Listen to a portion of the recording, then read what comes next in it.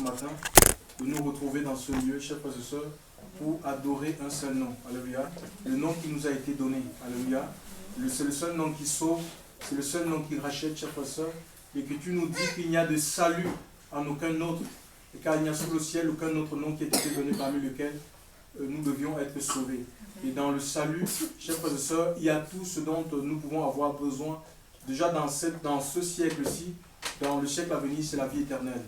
Le salut, ça nous parle de la guérison de nos corps malades, c'est la restauration de l'âme, du cœur qui peut être brisé, blessé, chers frères et sœurs, mais aussi c'est le rachat de nos esprits.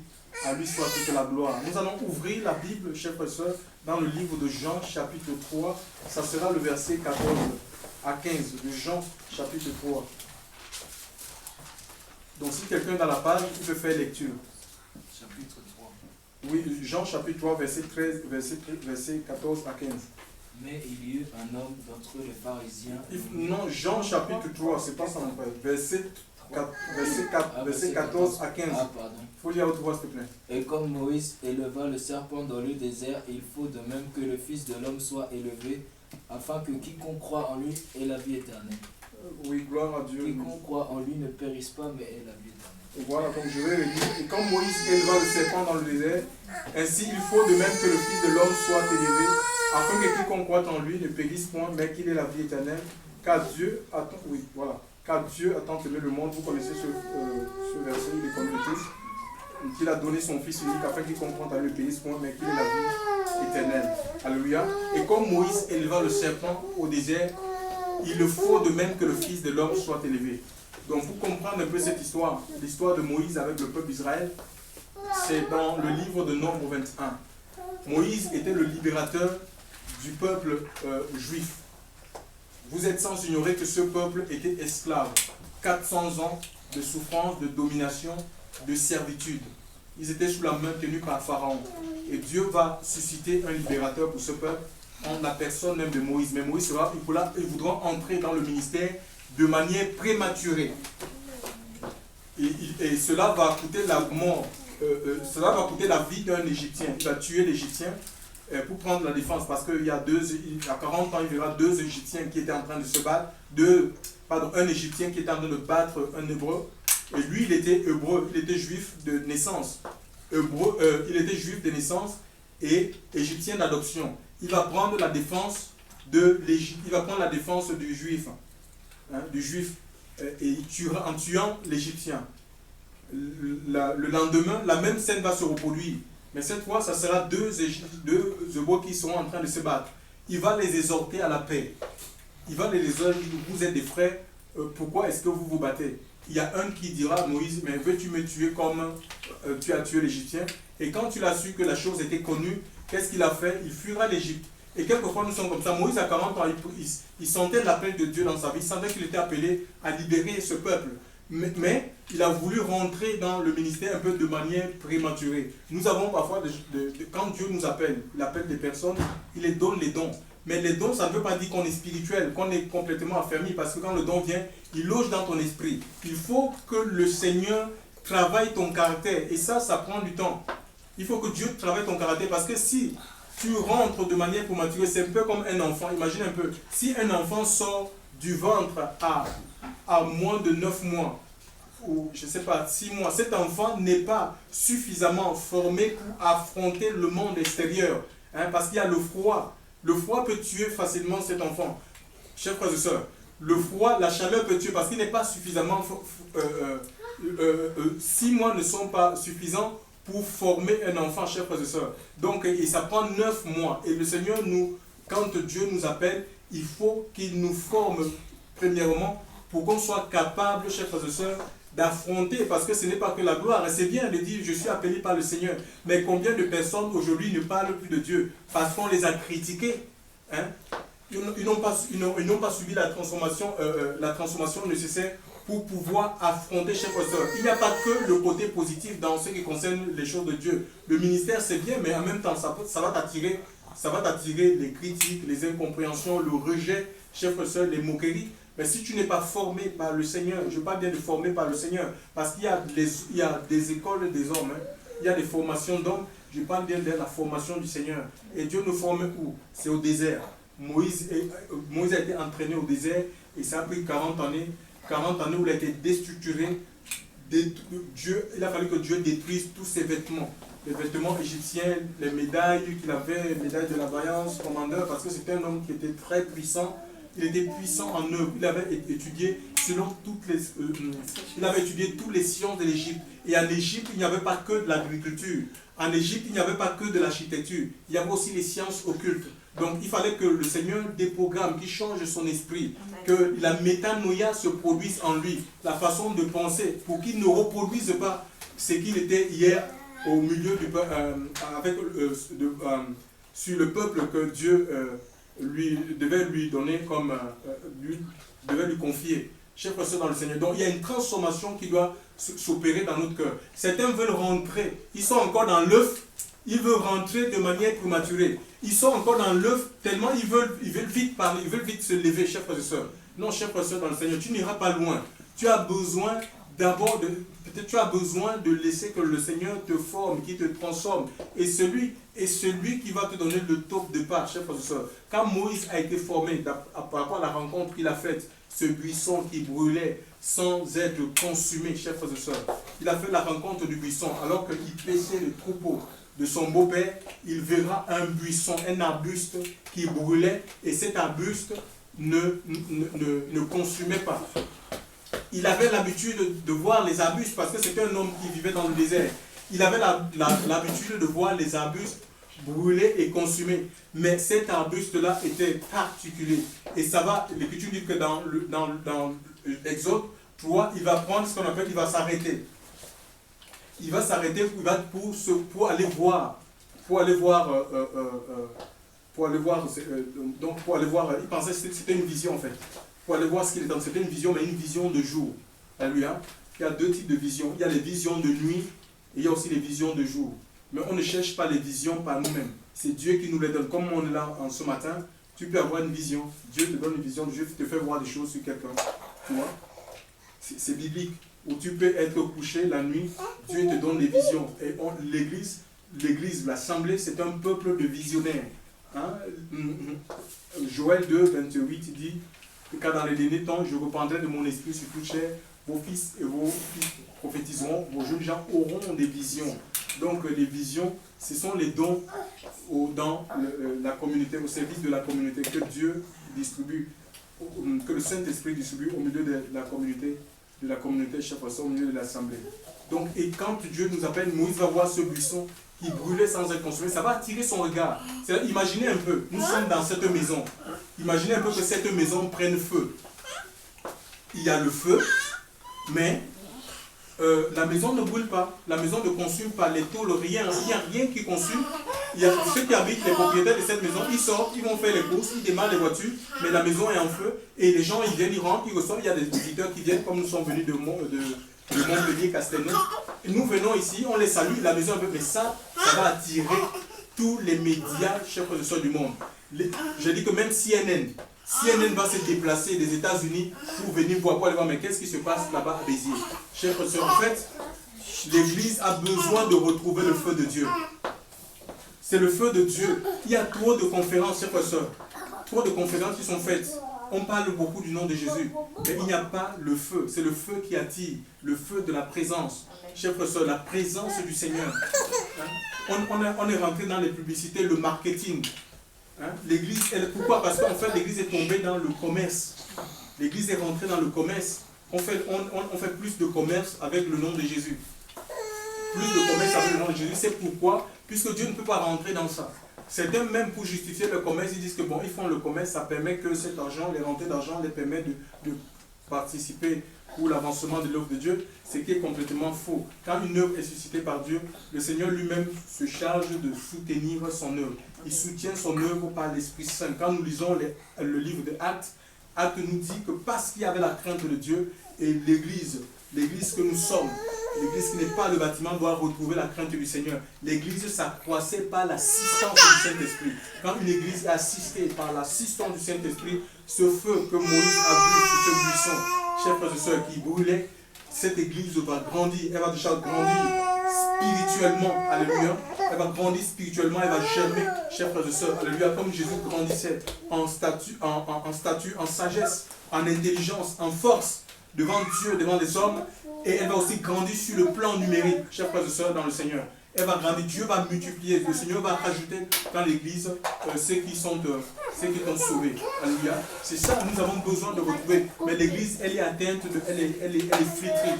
Elle a flétri, elle a la marque de la flétrissure, chers frères et sœurs. Elle a perdu son éclat, ce qui faisait sa beauté, non seulement aux yeux de Dieu, mais aussi aux yeux du monde. Alléluia. C'est pourquoi elle n'attire pas, elle n'inspire pas, elle n'est pas un modèle. Les gens n'en veulent même pas, chers frères et sœurs dans le Seigneur. Et dans ces derniers temps, il y a un mouvement de l'esprit qui se fait à travers le monde, qui fait que les gens vivent l'église autrement. Parce que nous, on nous a fait croire que l'église c'était un peu le bâtiment. Mais non, aujourd'hui on comprend que non, ce n'est pas le bâtiment, c'est nous l'église, c'est nous l'édifice, c'est nous le nouveau temple. Et nous sommes appelés à être habités par le Saint-Esprit. Et c'est le Saint-Esprit qui fait de nous des témoins, qui font que les gens voient véritablement que Dieu vit dans ces personnes. Dieu ne vit pas dans un bâtiment, chers frères et sœurs. Dieu ne vit pas dans une structure. Dieu n'est pas enfermé dans une maison quelconque. Il veut vivre dans le cœur de chaque croyant. Je reviens un peu sur l'histoire de Moïse. Dieu va utiliser cet homme, il va lui donner une vision. Ce n'était pas une vision copiée. Il va lui dire que j'ai vu la souffrance de mon peuple, j'ai entendu ses douleurs. Chers frères, je connais ses peines et je suis descendu pour le délivrer. Dieu lui l'enverra. C'est Dieu qui envoie Moïse en le rassurant. Moïse a rencontré Dieu. Il a vu Dieu de manière claire, comme je suis en train de vous voir là. Dieu lui parlait. Dieu l'a parlé comme je suis en train. Dieu lui a parlé comme je suis en train de vous parler ce matin. Il a entendu les voix de Gédéon. Il est allé avec le mandat de Dieu en Égypte. Certains veulent se lever comme ça. Ils n'ont sans avoir reçu le mandat. Il y a le mandat de Dieu. C'est Dieu qui te mandate. Il avait l'accréditation de Dieu pour aller délivrer le peuple. Moïse n'est pas allé faire ce qu'il avait envie en Égypte. Il avait l'ordre de mission. Chers frères et sœurs dans le Seigneur, ce n'était pas une vision copiée. Il n'a pas copié sa vision, ce n'était pas une photocopie, made in China. Aujourd'hui, les gens ils photocopient. Par exemple, Shora Kotu a reçu de prêcher le retour sur la parole. Tu ne peux pas copier la vision de Shora Kotu. C'est ce qu'il a reçu de la part de Dieu. Mais toi, qu'est-ce que tu as reçu? Tu ne peux pas prendre le retour à la parole. C'est normal que Shora Kotu prêche le retour à la parole avec tous ses collaborateurs parce qu'ils travaillent, c'est une équipe. Mais est-ce que c'est ce que toi tu as reçu? Il faut prêcher ce que tu as reçu. Qu'est-ce que Dieu t'a demandé de prêcher? C'est l'Esprit de Dieu qui parle à l'Église. C'est l'Esprit de Dieu qui parle au peuple. Chers frères et sœurs dans le Seigneur, nous pouvons lire les 7 lettres adressées aux églises. À la fin de chaque lettre, il est dit que celui qui a des oreilles entende ce que l'Esprit dit à l'Église. C'est le Saint-Esprit. Si on dit avoir reçu l'Esprit, nous devons avoir un message, chers frères et sœurs. Nous devons avoir un message pour notre temps, un message pour notre génération. Bien avant l'histoire de l'Église, il y a des gens qui ont reçu des messages. Dieu a toujours suscité des libérateurs. Jean avait un message pour son temps, parce que le temple était corrompu, chers frères et sœurs. Le temple de Jérusalem était corrompu, et Dieu, c'était comme un dissident. Dieu l'a détaché pourtant c'était un fils de Lévite. Il aurait pu exercer son sacerdoce. Il aurait pu exercer son sacerdoce dans le temple, mais il s'est retrouvé au désert parce qu'il avait un message pour ce temps-là, pour ces hommes et des femmes de sa génération qui étaient corrompus. Dieu donne un message, quand Dieu suscite un messager, il lui donne un message pour son temps et sa génération. On ne peut pas copier les messages des gens, on ne peut pas copier les visions des gens. Il faut rester dans la vision de Dieu. Et si on n'a pas de vision, qu'on demande au Seigneur tout simplement. Tout le monde ne peut pas être visionnaire. Il y a des gens que Dieu appelle pour être visionnaire, pour donner l'impulsion au peuple. Et les autres doivent suivre. Mais tellement on est orgueilleux qu'on ne veut pas. Mais c'est ça qui fait un problème, chers frères dans le Seigneur. Moïse a été entouré quand il a été envoyé. Aaron n'était pas visionnaire. C'était Moïse le visionnaire, chers frères. C'est Moïse que Dieu a donné le mandat. Et c'est la même chose. Mais il va te donner une équipe, il va former une équipe. Il va donner Josué, il va donner Aaron. Il va donner les maris, chers frères et sœurs. C'est comme ça, c'est le Seigneur qui forme une équipe. Tout le monde ne peut pas visionner, mais si tout le monde veut être visionnaire, mais on n'ira nulle part, chers frères et sœurs. On sera plutôt tiré, chers frères et sœurs, dans le Seigneur. Moïse est allé, il a sorti ce peuple, parce que ça venait de Dieu, chers frères et sœurs. Ce n'était pas un démon qui s'était révélé à Moïse, qui avait parlé à Moïse. C'était Dieu. Et Dieu avait vu la souffrance de son peuple. Il les a sortis en exerçant des grands jugements en Égypte. chers frères et sœurs, jusqu'à tuer le premier-né de celui qui devait succéder le pharaon de l'époque, il est mort. Et cela a amené Pharaon. Pharaon a été complètement brisé et il était obligé de laisser le peuple partir. Il y a eu de grands jugements, chers frères, il y a des grandes plaies qui sont tombées en Égypte. Et nous voyons même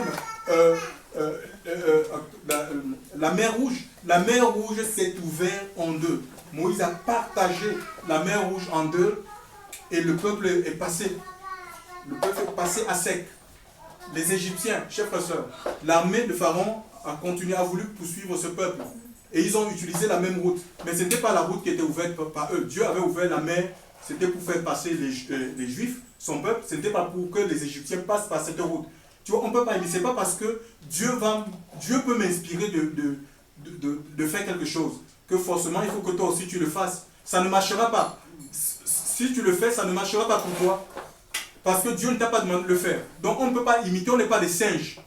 Mais les églises sont remplies de singes, chers frères et sœurs. Des gens qui imitent. On n'imite pas. Chers frères et sœurs, mais ça demande une consécration totale, un abandon total pour connaître la volonté de Dieu. C'est pourquoi Dieu nous appelle. C'est pourquoi beaucoup sont frustrés. Oh, j'ai essayé ça, ça ne marche pas. Beaucoup d'enfants de Dieu, beaucoup de serviteurs de Dieu, ils sont dans la frustration. Ils sont dans les greurs, chers frères et sœurs. Parce qu'en fait, ils n'ont pas de vision. Vous savez, faute de vision, l'Écriture dit que le peuple périt. Les gens vont dans tous les sens. On tâtonne. On est dans l'incertitude. Je vais essayer ça. Mais ça ne marche pas. Aujourd'hui, je vais essayer ça. Ça ne marche. Ce n'est pas ça la vision de Dieu. Ce n'est pas la marche de l'esprit comme ça. Chers frères et sœurs, ça, ce n'est pas la marche de l'esprit. Ce n'est pas la conduite de l'esprit, ça. On n'essaye pas les choses. On fait ce que Dieu nous montre tous de faire. Ce peuple est sorti de l'Égypte, chers frères et sœurs.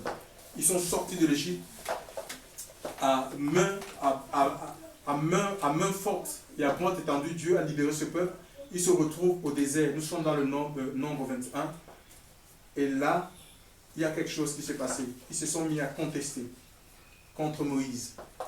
Ils disaient, mais pourquoi il nous a fait venir ici? Parce qu'en fait, vous savez, dans le désert, c'est pas facile. Le Seigneur ne les a pas sortis de l'Égypte pour qu'ils meurent dans le désert. Il les a fait des promesses. C'était le pays, c'était la Canaan, un pays où coule le lait et le miel. Et ce peuple, Dieu les avait donné la manne. La manne avait le goût du miel. Mais ce n'était pas du miel, il les avait promis le miel. C'était comme si le Seigneur était en train de donner, regardez, pour les dire que la promesse elle est vraie. Il te donne quelque chose, alors il te fait goûter quelque chose qu'il t'a promis. Ça dit te faire goûter quelque chose, un peu, mais avec le goût de quelque chose qu'il t'a promis. Dieu les avait promis le pays où coule le lait et le miel. Mais la manne qu'ils avaient mangée avait le goût du miel, chers frères et sœurs. Et c'est comme ça, parfois Dieu nous donne des prémices, des choses, pour nous dire qu'en attendant l'accomplissement, pour nous faire comprendre, pour nous rassurer, pour nous faire comprendre que, mais tenez ferme, ce que je vous ai promis, je vais l'accomplir. Et ils se sont retrouvés à murmurer, à contester. Vous savez, peut-être que c'était difficile pour eux, ils ne comprenaient pas. Au désert, c'est pas facile de... les routes, il n'y a pas de route en fait. Quoi. Et ces gens-là, à l'époque, il n'y avait pas de GPS. Ils n'avaient pas de GPS comme nous. Et dans le désert, il y a ce qu'on appelle, il y a des montagnes de sable. Il y a les montagnes de sable au désert. Les dunes. Il y a les dunes et puis il y a des tempêtes aussi. Il y a des tempêtes de sable. Donc c'est pas facile, chers frères et sœurs, pour avancer. Ce n'est pas facile, chers frères et sœurs, la marche au désert. Et en plus, il y a le soleil. Il y a des serpents. C'est pas évident, chers frères et sœurs. Il y a aussi des pirates. Bon, les pirates ont pas plus de la mer, mais il y a ce qu'on appelle des coupeurs de route, oui, c'est des pirates. Il y a des bandes de brigands, chers frères et sœurs, dans le désert. Et nous sommes là, le peuple se retrouvait face à cette contestation. Les serpents, les serpents brûlants ont commencé à mordre ce peuple.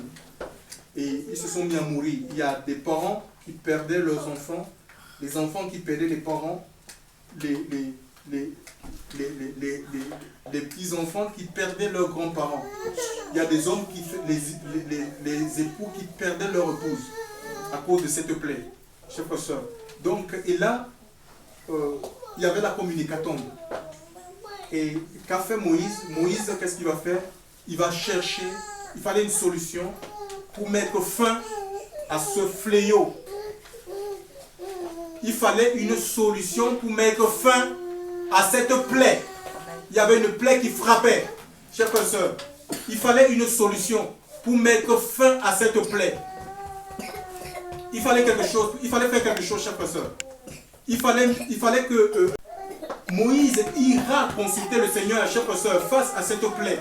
Il va consulter le Seigneur. Parce que les gens mouraient, chers frères et sœurs. Les parents perdaient il y a des parents qui perdaient leurs enfants. Il y a des gens qui perdaient leurs amis. Chers frères et sœurs, il fallait une solution. Moïse va aller prier. Il n'a pas essayé de chercher une solution par lui-même.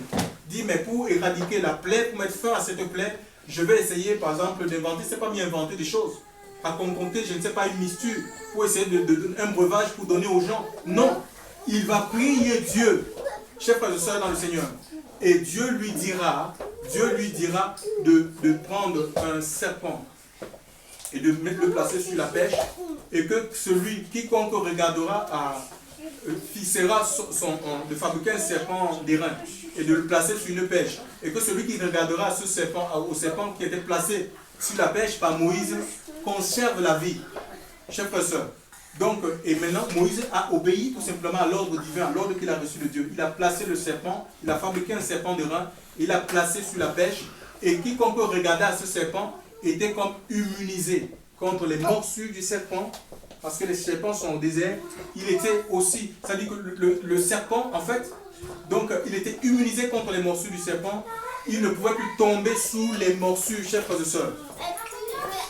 Donc, il fallait regarder au serpent. Mais qu'est-ce qu'ils faisaient? Eux, ils regardaient. Si on regardait à Moïse, Moïse n'était qu'un instrument. Si tu regardais à Moïse, ben, tu mourrais. Il fallait regarder au serpent. Combien de gens ils ont les yeux fixés sur les hommes? Mais la Bible nous demande d'avoir nos yeux fixés sur le chef et le consommateur de notre foi. On ne doit pas regarder aux hommes, on ne doit pas s'attendre aux hommes. Il faut s'attendre à Jésus. Et l'Écriture nous dit ici, comme Moïse éleva le serpent dans le désert, il faut de même que le Fils de l'homme soit élevé, afin que quiconque croit en lui ne périsse point, mais qu'il ait la vie éternelle. Alléluia. Car Dieu a tant aimé le monde qu'il a donné son Fils. Alléluia. Le monde, dans le contexte ici, ce n'est pas, pas le système de pensée. Hein, parce que quand nous lisons 1 Jean 2, verset 15, il dit « N'aimez pas le monde ni les choses qu'il y a dans le monde ». Ça, c'est le système de pensée qui gouverne le monde. Mais le monde ici, ce sont des hommes et des femmes que Dieu a aimés. Mais ces hommes et ces femmes qui ont été faits selon l'image et créés selon l'image de la ressemblance de Dieu. Mais cette image, ce n'est pas une image physique. Parce que Dieu n'a pas un corps comme vous et moi. Dieu est esprit. Alléluia. Mais l'image, c'est l'esprit de Dieu. Parce que Dieu avait soufflé en l'homme l'esprit pour qu'il puisse communier avec lui, chers frères et sœurs. Mais cette image est comme atrophiée. Cette image s'est retirée de l'homme à cause de la désobéissance d'Adam et Ève. C'est pourquoi l'homme est devenu la proie des sorciers, la proie des vampires, la proie de tous les malheurs, chers frères et sœurs. Parce que si on n'a pas l'esprit de Dieu, on est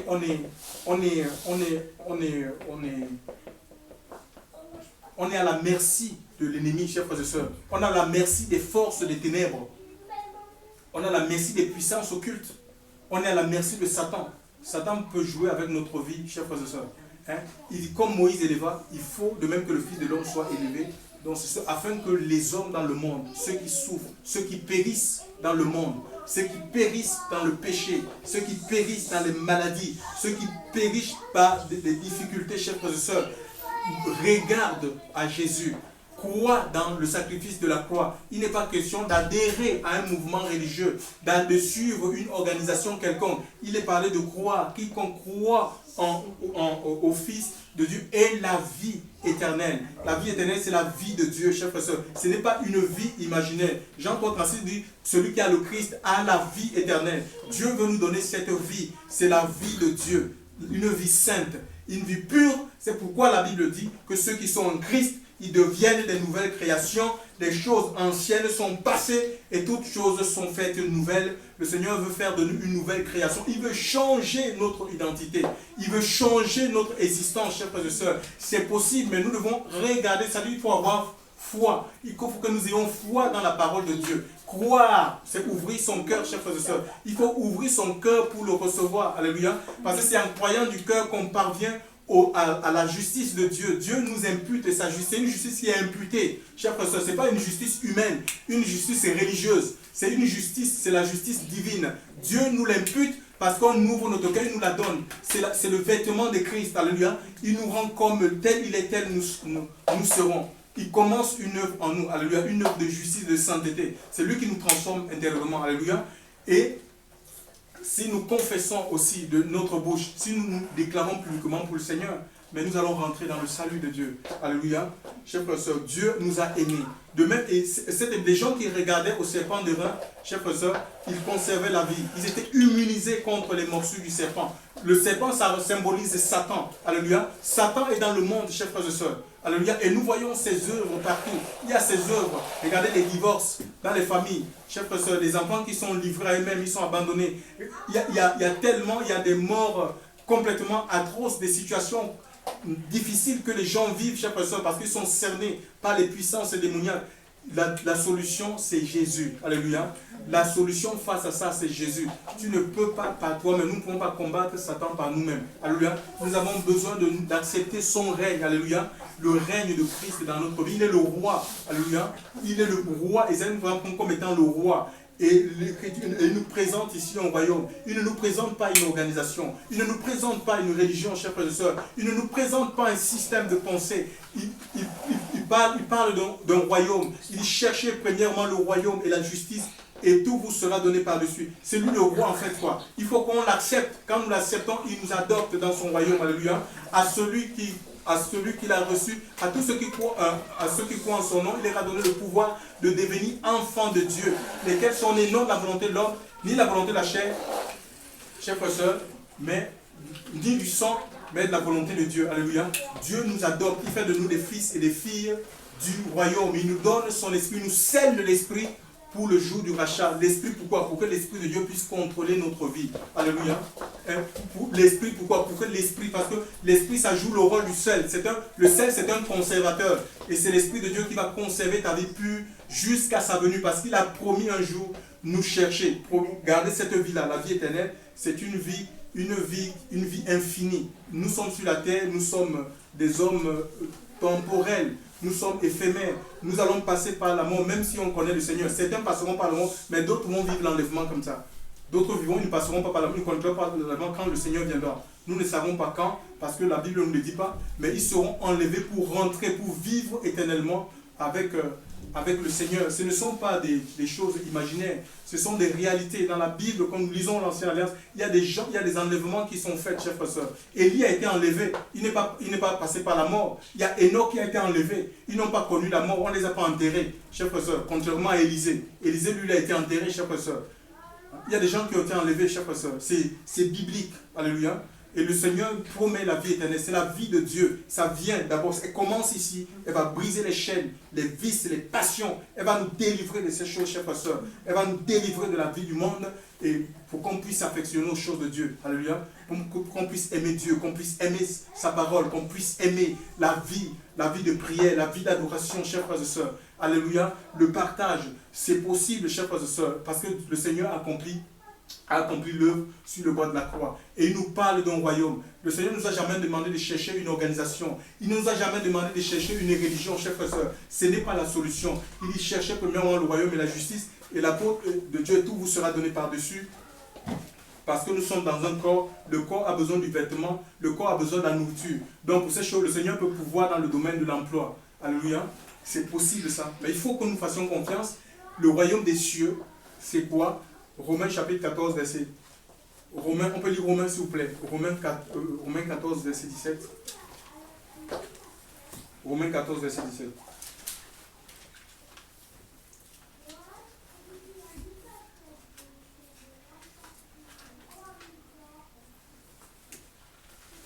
Romains 14, verset 17.